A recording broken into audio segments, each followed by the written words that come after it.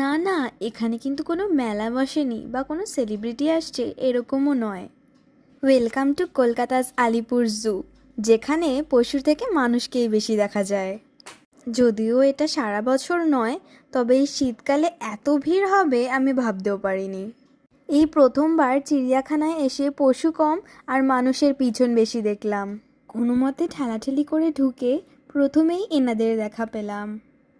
ঠেলা খেতে খেতে ঢুকলাম সরীসৃপ ভবনে, আর ওখানেও ঠেলা, তাই আর কিচ্ছু না দেখতে পেরে শুধুমাত্র এই গোসাপগুলোকে দেখেই চলে আসলাম। দেখার মধ্যে দেখলাম এই যে হাতিগুলো দেখছো কি সুন্দর পোজ দিচ্ছিল, আর ওই যে দেখো শিয়াল মশাই মাথা তুলছে মাঝে মাঝে, আর এই যে জেব্রাগুলো, কি সুন্দর ওদের প্যাটার্ন, তাই না?